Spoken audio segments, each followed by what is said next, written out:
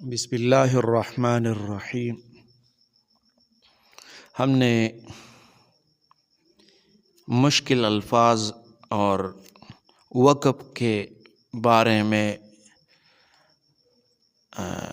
چند ویڈیوز بنائے ہیں،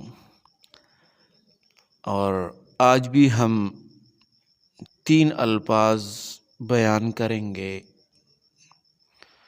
تو 3 الفاظ ہے، اس میں وقف کیسے کریں گے اور یہ وقف کے علامات ہیں، اس کا مطلب کیا ہے یہ بتائیں گے۔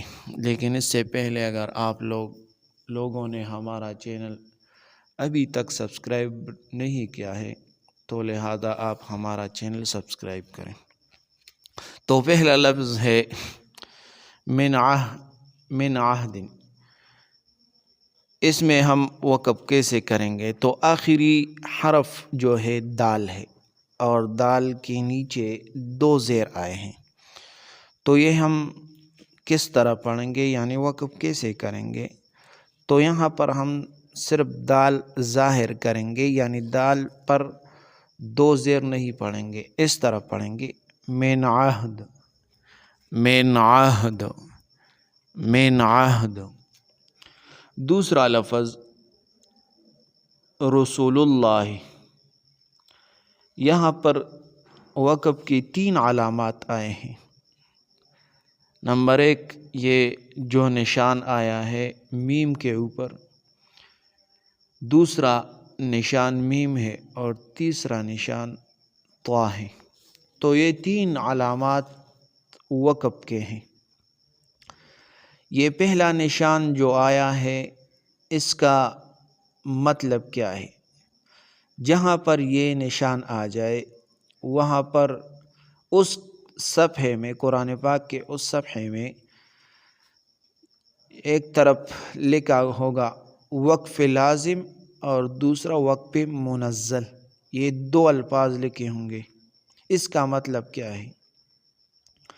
وقف لازم اور وقف منزل۔ وقف لازم جہاں پر میم آ جائے تو اس سے وقف لازم مراد ہے، اور وقف منزل اس کا مطلب ہے کہ جبریل علیہ السلام نے جب حضور صلی اللہ علیہ وسلم کے لیے جو آیات یا سورت لے آئے تھے، تو جہاں پر جبریل علیہ السلام نے وقف کی، وہاں پر رسول اللہ صلی اللہ علیہ وآلہ وسلم نے بھی وقف کی، تو یہاں پر وقف منزل اس کو کہتے ہیں۔ طا کا مطلب ہے وقف مطلق، یعنی یہاں پر جو طا آیا ہے یہاں اس کا مطلب ہے وقف کرنا چاہیے، یعنی وقف ہوتا ہے۔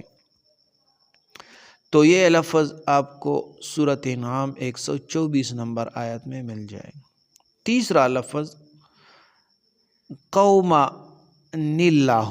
یہاں پر ایک قاعدہ ہے، اور قاعدہ ہم نے یہ پڑھا تھا پہلے کہ الف سے پہلے اگر زبر آ جائے تو وہاں پر الف مدہ ہوگا، لیکن یہاں پر ایسا نہیں ہے، کیونکہ جہاں پر یعنی قرآن پاک کے جس جگہ پر یہ چھوٹا سا دائرہ آ جائے تو وہاں پر الف مدہ نہیں ہوگا، کیونکہ اس کا مطلب ہے کہ یہاں پر الف نہیں پڑھیں گے۔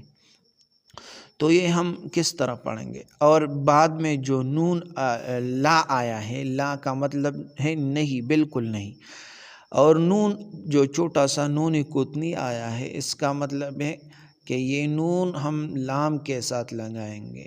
تو یہ ہم کس طرح پڑھیں گے؟ اس طرح پڑھیں گے قوم اللہ، قوم اللہ، قوم اللہ، اس طرح پڑھیں گے۔